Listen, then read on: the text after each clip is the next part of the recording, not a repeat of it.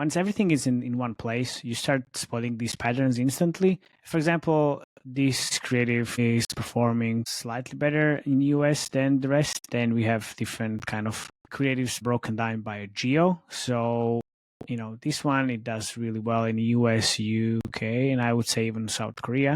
This one definitely doing well in Germany and not the US that much. It's 4 a.m. and we're rolling the dice. Matej drops knowledge made of gold and ice. Felix with ads making those coins rise. Jack up designs, worlds chasing the sky. We're the 2.5 gamers, the midnight crew. Talking UA adverts and game design too. Matej, Felix, Shaka bringing the insight. We're rocking those vibes till the early daylight. Matej, UA, master eyes on the prize. Tracking data through the cyberspace skies. Felix stacks dollars like a wizard in disguise. Jacob's crafted realms lift us to the highs. 2.5 gamers talking smack. Slow hockey stick, got your back. Ads are beautiful, they light the way. Click it fast, don't delay.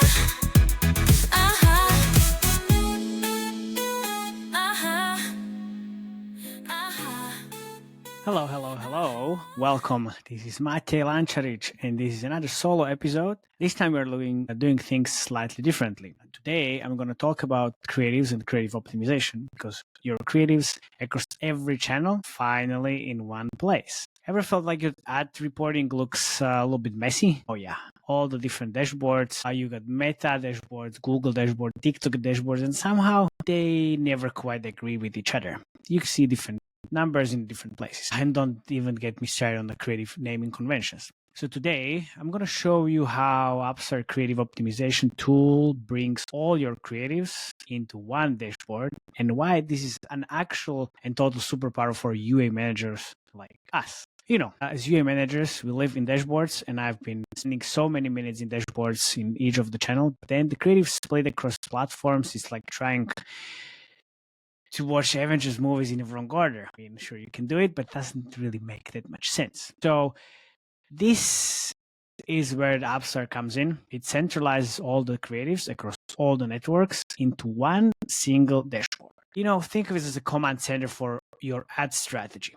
And now we're going to look into the actual dashboard and how does it look like. Here's a peek how it works. So let's say we're running like some campaigns. I log in and immediately I see all the creatives across all the different networks. I mean, we have the creative type by installs, but if I scroll down here, I have as I mentioned, all the creatives across different networks with all the numbers, campaign names, and all the different KPIs. Obviously, we don't only look at the installs, but we also look at the revenues. So we can customize the columns and go into the metrics, because what I'm really interested in is obviously ROAS on day 0, ROAS on day 1, day 3, day 7, and ideally also day 30, because we want to know how the creative's performance improves over time, because that is very important. It's very important. That's what we always care about. So, we can see all the different creatives, the UGC stuff. We can see different gameplays, and then everything else, like how they perform in the last 7 days. What's interesting also is that we can actually change the creative type. Instead of looking into the video, images, and carousels, we can go and pick the actual creative and the creative name, so we can go and check the performance by day. And also, as I mentioned, the CTRs, installs, and ROI, everything is here. But here's the interesting stuff. Well, I mentioned the naming conventions and all of the fun stuff around like the mess of the creatives. So AppsFlyer actually automatically groups creatives by what they are, not by whatever random file name we uploaded and used it. So this means if we run, let's say, this Uncle Ben video, it's kind of grouped by all the different UA channels that we used it and also by creative name, and also all the different Uncle Ben iterations that we have are going to be tied to this one. So because it's also tied by a similarity. So we can check the creative performance across different UA channel, different metrics, right? So different UA channels and different campaigns. So in this case, this one is used on the TikTok. We have other creatives that are used across see different campaigns and different UA channels. But what is really interesting in here is, well, besides the fact that we have tutorials in the right hand side and right hand corner, where we can also check like what we can do with the dashboard, the ad fatigue usually hits hard, and quite important to measure. So here's something that every UA manager has always felt. Like your best creative is slowly turning into the dead weight, and the AppsFlyer actually tracks creative age and also detects the creative fatigue. So, but what we should do to actually measure this and like how we can go about it. So here in the grouping in the middle section, we have last 7 days, 2 different creatives. We add the CTR in this case, and then obviously we will also want to add the CPI metric in here as well. And what it does, it actually shows us the spend by the creative, the CTR by the creative, and the CPI by the creative. So as soon as it loads, then we'll have 3 different tabs in here, right here. So we see the Galactus video was kind of going up today. It's not the full day, but still we can see since the, let's say, August 30, the CTR is going down. So if this trend continues, and I'm going to just check it in here. If this trend continues, that's the signal for us to be thinking about a creative refresh. Is this ad getting old? Yep. Time to refresh it. And you can clearly see it in here. It kind of gets you the early warning as well, so you don't really need to watch basically all the different channels. This kind of, even though this was our best performing creative back in the days, the clear sign of dropping the CTRs and then increasing the CPI means that we need to definitely refresh and think about what can be done in here. Besides the actual creative fatigue and all of the different KPIs that we can check, we can group by different things: creative similarities, end cards, geos, channels, sources, and all the other stuff. So if you go to geo, then we can also check what kind of geos and the creatives are kind of working in a different geos. Anyway, so for example, once everything is in one place, you start spotting these patterns instantly. For example, this creative is performing slightly better in US than the rest. Then we have different kind of creatives broken down by a geo. So, this one, it does really well in the US, UK, and I would say even South Korea. This one definitely doing well in Germany and not the US that much. And then this one is only doing really well in the US, which is fine. But then we have also this one, which is working real way better in Israel rather than just US and UK. So you can then kind of spot these immediately, because people prefer this type of ad in Germany and not in the US. And we can see that in seconds, which is amazing. So let's kind of recap. An unified creative dashboard means one place where you can see all your creatives. No shit. Automatic grouping by content, not by the names. Automatic grouping by like the similarity that we saw. Then it's like it's easy cross-network and geo comparisons like we saw now, and this detections, where you need to refresh the creatives. So basically, this means we can spot winning formats faster, adapt the strategy per region as well, and refresh creatives as soon as they tank. So for you, this means saving hours every week and making kind of data-backed decisions without the kind of a headache, right? And if you want to try this dashboard for your own campaigns, go for it. And also show this to your creative team, because they will definitely benefit from this dashboard. I usually share this with my creative motion designers and the whole creative team, so we don't really need to play this game why this creative doesn't work. They can see it by their own eyes in this dashboard. If you find this breakdown useful, give this video a thumbs up and subscribe. Share your comments in the comment section. And I get more deep dives coming, including how AI tagging reveals your winning creatives and way more. Thank you very much. And remember, in UA, the data is your superpower, and this dashboard is definitely your ultimate power up. We are going to talk about AI and the secret DNA of winning ads. Every UA manager asks the same question. Why did this creative work? Was it because of the humor? Is it the gameplay? Is it the voiceover? Or maybe it's just, Deadpool breaking the fourth wall again. I will show you how AppsFlyer Creative Optimization tool uses AI tagging to break down your creatives into their DNA. you will see exactly what elements drive the performance, which creatives, which scenes, so all of it. Let's dig in. Here's the thing. Most of us track installs, CTRs, IPMs, and obviously ROAS as well. But we rarely know why a creative worked. We need to be honest with ourselves. For example, you run 2 ads. One is cinematic CGI trailer. One is very, goofy UGC reaction, or the street interviews. The UGC or the street interview ad wins. But why? Do you know why? Was it because of the humor? Because of the shorter runtime? The fact that it showed gameplay in the first 3 seconds without tagging? We don't know. We're guessing. And guessing is not the great strategy, is it? So this is where the AI-powered tagging saves the day. And, here's the Marvel Snap campaign in the dashboard. The system automatically tags the creatives. No more manual spreadsheets. Let me actually share the screen. So here's the Marvel Snap campaign, or the creatives that I have in all of the campaigns in the dashboard. So system automatically tags each creative. No more spreadsheets and manual checking. So check out all these examples. So we have some preloaded tags with all the different things in here. The AI is literally dissecting your ads frame by frame, so you can compare performance by creative elements, scenes, and texts, not by file names, as we discussed. So let's look at the elements, for example. Here we can try all of the different things. Okay. Let's try the actual power of the search and grouping in this case. So now here's the magic. You can search and group the creatives by whatever you want, right? By the creative tags. So let's say I want to know ads with Galactus. Did they perform better than Deadpool? Let's see. So we have all the Galactus creatives with 1 click. Just filter by Galactus, and then suddenly I've got a clean view and list of every ad in this category, with all costs, IPM, CTRs, the ROAS, day 7, or whatever other KPI I want, because it's fully customizable. Now let's try actually videos with real people. Okay, so all of the real people right here, different things, which is nice. Let's actually go 1 step further. Videos with Ben Broad. Because historically this worked really well.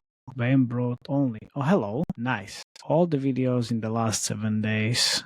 Let's try last 30 days and see if the videos with Ben Broad actually are there. Oh yeah, all the videos with Ben Broad, this is also with Ben, are here. Nice. Okay. This is pretty cool. Let's check out also the scenes and elements afterwards as well.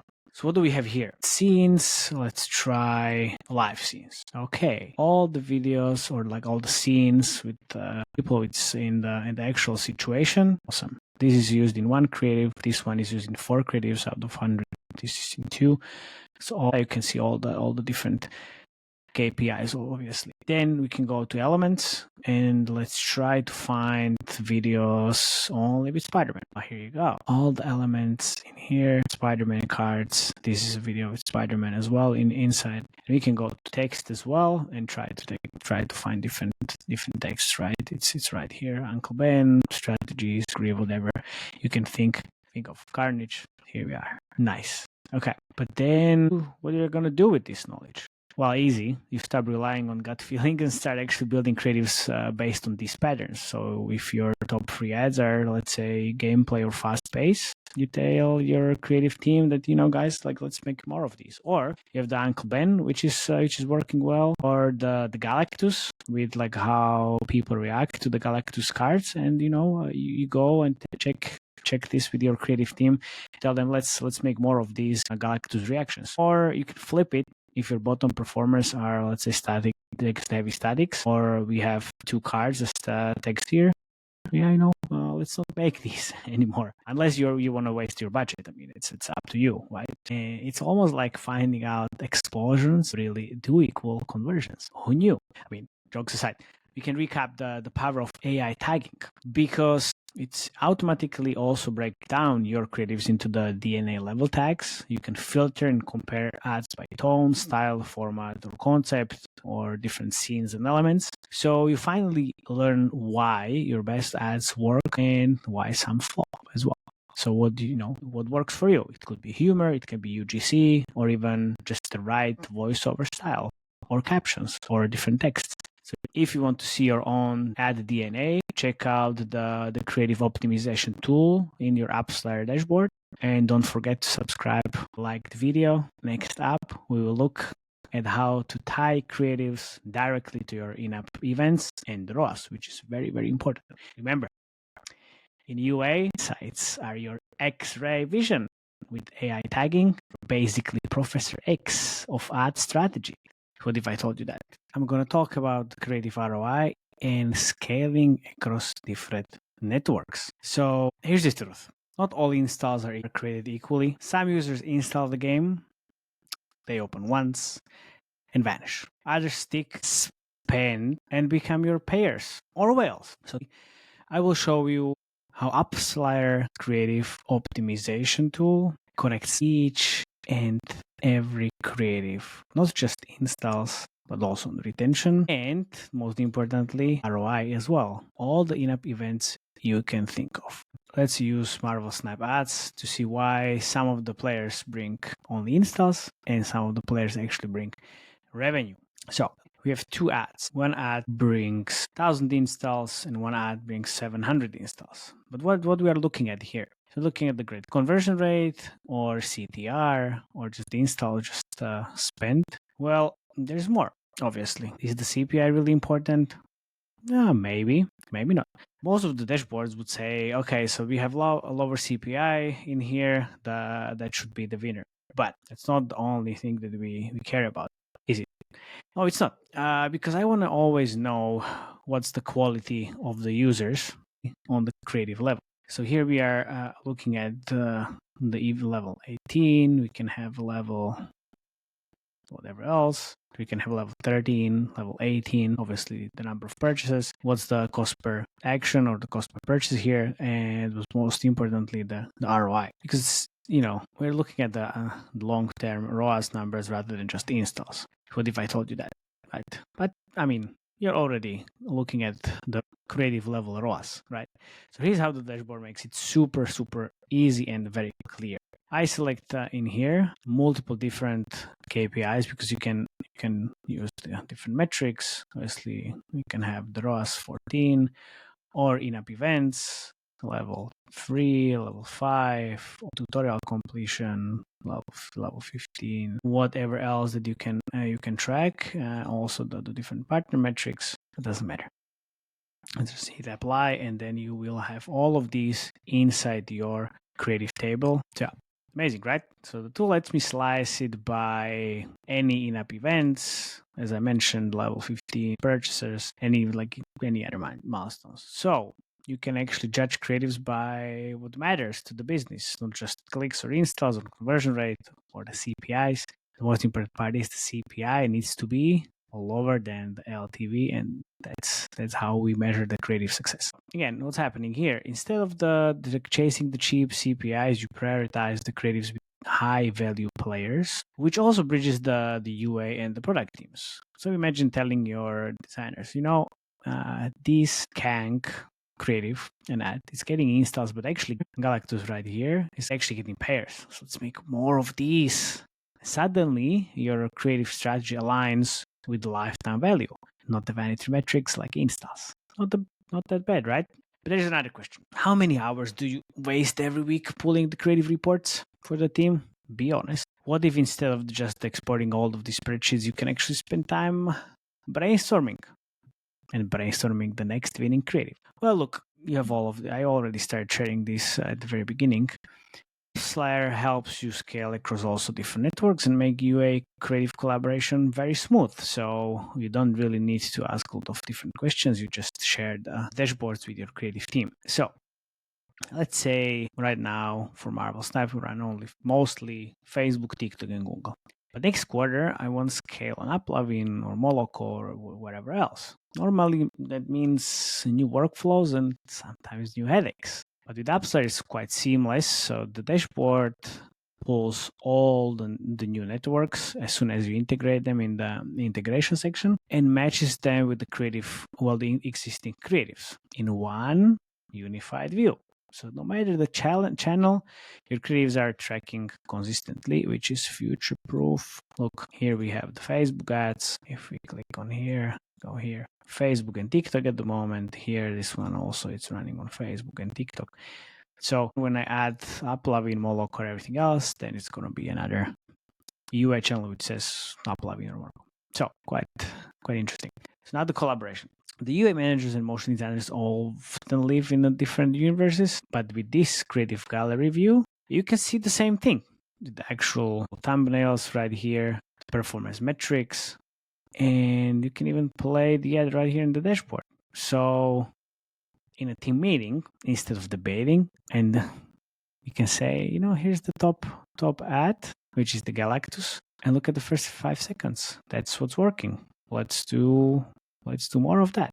So no more endless requests for like, hey, can you send me the performance by theme, by hook, and whatever else. The data is actually live and it's always ready in here. So let's recap. Scaling to new networks, zero extra hassle. Teams finally speak the same language with creatives and metrics side by side. You can see it all in the dashboard. So more time for brainstorming sessions. Also, instars are nice. The retention and ROAS tell the real story. ROAS is all that matters. AppsFlyer links creatives directly to in-app events, so you know which ad delivers the best quality players and which ads deliver the best ROAS. You don't always optimize for volume. You always optimize for value, aka ROAS. So for Marvel Snap, this means the UA and creative teams can sit down, see the same insights, and plan the next campaign together. If you're ready to ditch the reporting hell and spend more time building winning ads, hit the link in the show notes, book the demo with AppsFlyer, and don't forget, subscribe for more UA insights, because in this business, collaboration isn't optional. It's your competitive edge. Thank you very much for listening. See you next time. Bye-bye.